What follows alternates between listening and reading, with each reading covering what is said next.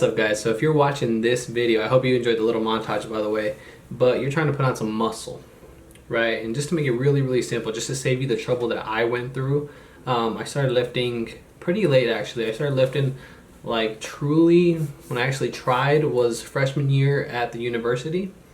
And I was doing a lot of things wrong, I'm telling you right now. I look like this.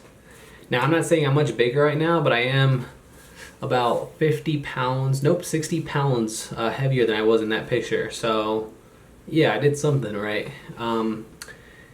Over the course of just like 1 or 2 years, I really put on a lot of weight. Obviously some of it is going to be body fat, but a lot of it was muscle mass. I put on a lot of strength. So basically what I make this video is just to save you the trouble of going through what I went through.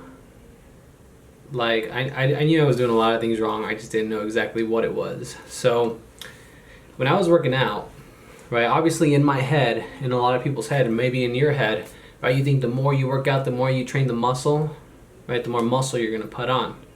But that's not the case, right? Now, I'm not going to get too specific with it, but just think about it this way, right? If you know the law of thermodynamics, I think it's the first law, energy cannot be created nor destroyed, right? So energy always has to go somewhere. So if you got energy, right, you consume energy, right, you eat food, food is going to be considered, right, energy, calories, then that energy has to go somewhere. It's either going to do one of two things. It's going to get stored or it's going to get released, right? If you use the energy, you're going to release the energy. If you don't use it, it's probably going to stay with you. Now, if you're burning more calories than you are eating calories, you're negative, right? Because you're burning more calories than what you're eating, so you're going to be negative. Most likely you're going to lose weight, right? If you're right around the same, you're probably going to stay the same, maintain your weight. Now, if you're eating a lot more calories than you are burning, then yeah, it's gonna stay, right? Because you're going to retain some of that energy, calories. Now, what I was doing is I was going into the gym. I was working out probably for like an hour and a half, again doing sets of 12. I was doing a lot of work. I would murder my muscles, okay, and then I would go eat a tuna salad, right, because I was trying to be healthy. I was like, this is the way you put on muscle. Now, I'm not going to go too far into eating, but the fact is, the more you train, right, the more energy you need, right? That's just a fact, okay? The more you train, the more energy you need. The more you drive a car, the more gasoline it needs, right? That's not going to change. Now, again, I was working out so hard, I was burning so many calories, and I wasn't even eating I was losing weight, right? Trying to gain muscle mass, whatever that meant.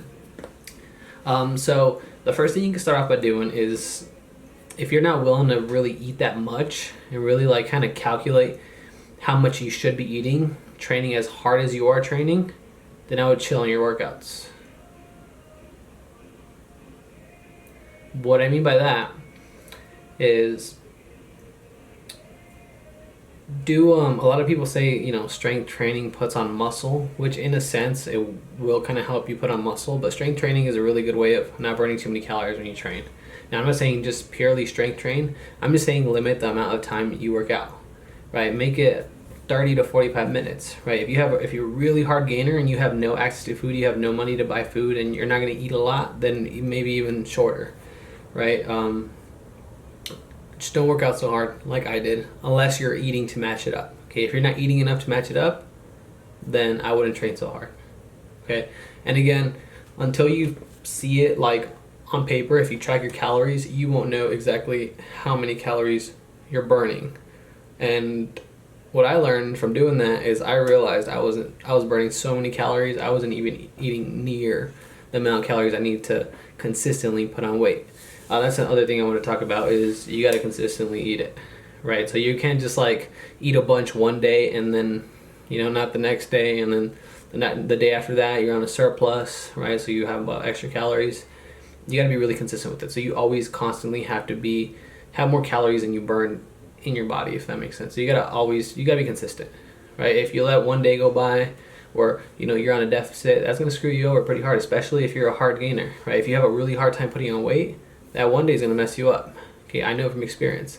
I have done a solid 100% perfect macros for 3 months straight, and I saw a really big difference, and I was really consistent. I think I've maybe fell a little short on my carbs a couple of days, but like very short till it made no difference. I was still in a surplus, and again, I did really good in those 3 months. A lot of people were giving me a lot of compliments, and it was just the food really. But I'm not overtraining either, which I was doing that a lot in again. A little bit of high school, mostly at the U of A, the University of Arizona. I was overtraining with a buddy of mine. We thought, kill the muscle. You don't need to kill the muscle. But yeah, in the actual montage itself, you see a couple of examples of really good foods that are kind of helpful to create that surplus, right? The pasta, the whole grain pasta. Again, you don't want to just stuff yourself with a bunch of candy and get a bunch of calories. Whole grain pasta is a really good way of getting a lot of carbs in, especially if you're a really skinny person. You probably will need a lot more carbs. But that's a really good way of getting a lot of calories, a lot of carbs in. The meats are probably going to be the most expensive thing you get. The steak and the chicken, for me, that's what I pay the most for. That makes up about 2/3 of the overall price. Then I get stuff like yogurts. The pasta itself was 99 cents for that whole box, and that lasts me about 5 days, right? 2 cups every single day. What else did I put in that video? I got some veggies. I don't think I put those. No, I put them in the beginning. I think I was doing green beans for this meal prep. Rice is a really good one. Rice is super cheap, right? You can make a lot of rice. And lastly, the hardest part about bulking as a skinny guy, especially if you haven't got used to it, is you're gonna have to stuff your face.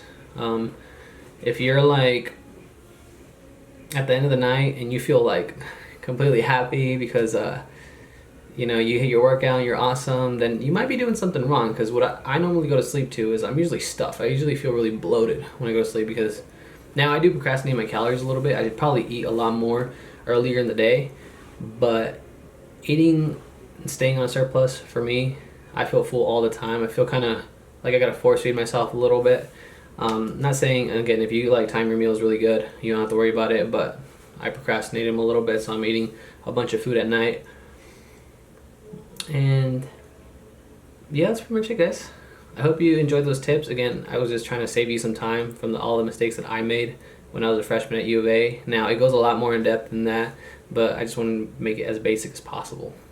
Cool? Like and subscribe. See you guys.